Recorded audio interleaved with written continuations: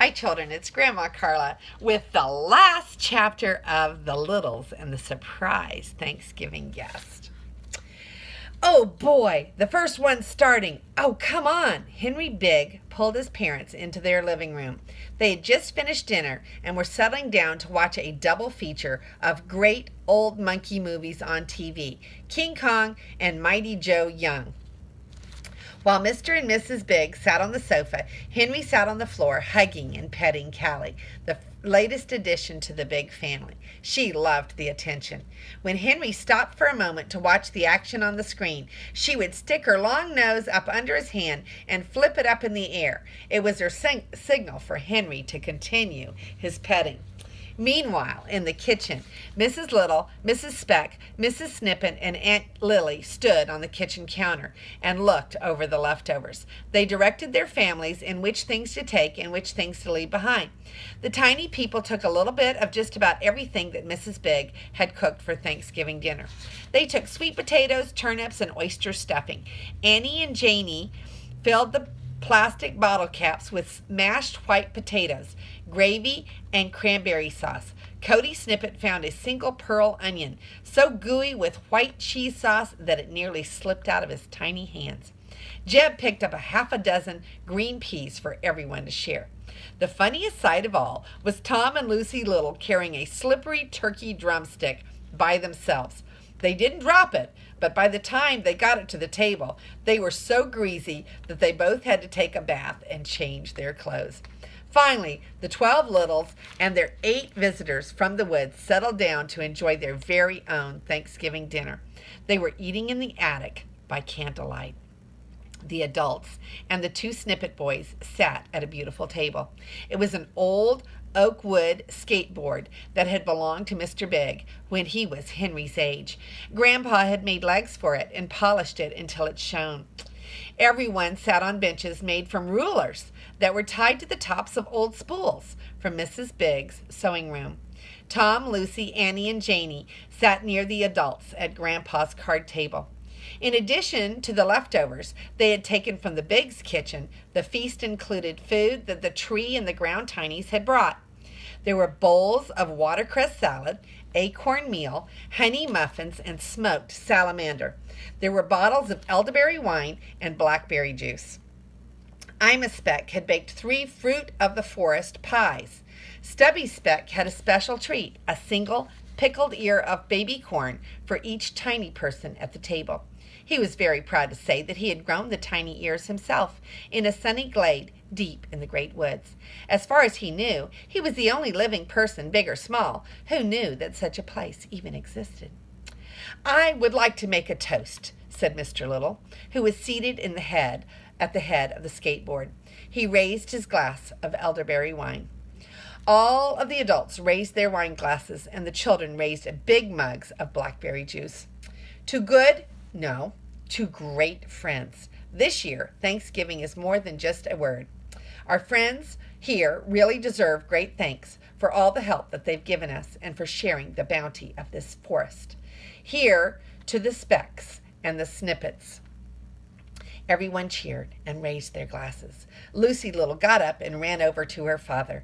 She tugged on his sleeve. He bent down, and she whispered something in his ear. "Oh, yes, Lucy has just reminded me." He raised his glass again. "Here's to our great new friend Callie, the wonder dog, and to never ever seeing another mouse around here again. Ever." Everyone cheered again, except for the Snippet boys. Cody turned to his brother with a puzzled look on his face. "Jeb, I thought that you said we was going to have honey-glazed mouse for Thanksgiving supper this year," he said. "Yuck," said Lucy. Cody cracked a sly smile. "Gotcha," he said. Everyone laughed. Then they all settled down to enjoy the very best Thanksgiving dinner that any of them had ever had. When the last bits of fruit of the forest pie had been eaten, Cousin Dinky reached underneath the skateboard and pulled out his battered old guitar case. Cousin Dinky had long considered himself a great musician. The truth was, he was terrible. His family and friends were too polite to tell him just how bad he really was. The only person who truly enjoyed his singing was Granny Little, and that was only because she was so hard of hearing. I thought I might entertain everyone with a little number that I just finished writing this afternoon, said Dinky with a grin. Uncle Pete's ears perked up. Whoopsie daisy, he said suddenly. Darn the luck! Here we are in the attic, and nature calls. I'll be back in 5 minutes. He picked up his cane and quickly limped away. He couldn't stand to hear Uncle Dinky, to listen to Cousin Dinky, and made up any excuse to get away before the singing started. Granny Little turned to the specks and the snippets. Oh, she exclaimed, we're in for a treat. Dinky's just a wonderful singer. Everyone got quiet as Dinky began to finger-pick a tune on his guitar, and he sang in a high, off-key, shaky voice. I'm just a poor field mouse wandering through this world. Ain't got a house nor a mousy girl.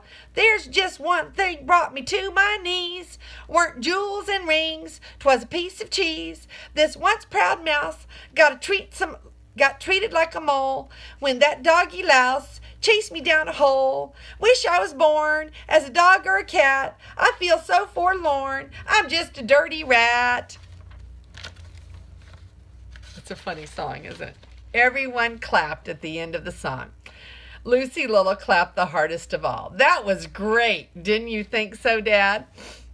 Mr. Little was clapping politely. Well, he said, I've certainly never heard him play the guitar so well.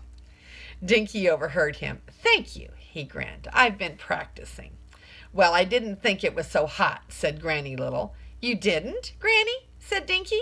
I thought you were my biggest fan. I am, sniffed Granny. But when you start writing songs from a mouse's point of view, that's where I draw the line. I'm sorry you didn't like that one, Granny, said Dinky. I'll have another one called My Window's Got a Hole in It. Shall I play it? No, said everyone at the same time, laughing. Dinky looked hurt.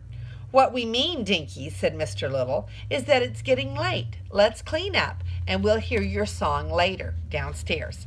Dinky brightened up. Okay, he said. Sounds good to me. Just then, Uncle Pete returned.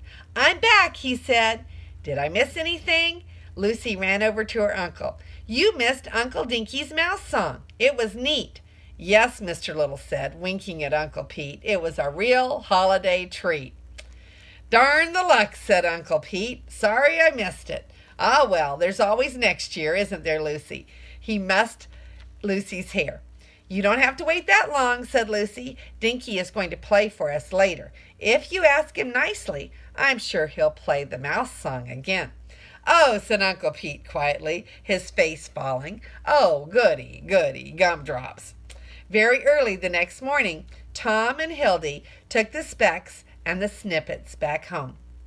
The cat was much faster than old Skunk, and Tom was able to make the trip into the woods and get back to the house before the Biggs even woke up.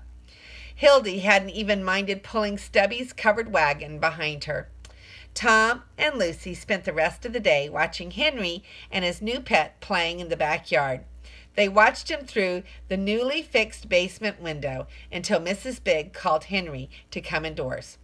Before they went back into the house, the dog squeezed herself underneath the deck. She looked at Tom through the windows and barked happily. Henry called to her, and the dog looked back at Tom Little. Lucy didn't see it happen, but Tom knows that Callie winked at him and smiled before she ran back to jump into Henry Big's arms. And here are the pictures for the last section here. Look at that Thanksgiving feast. Remember, they were eating on a skateboard, and they had benches made out of rulers. Aren't they handy? And here is the funny song that they sang about the mice. And here is the doggy winking at Tom.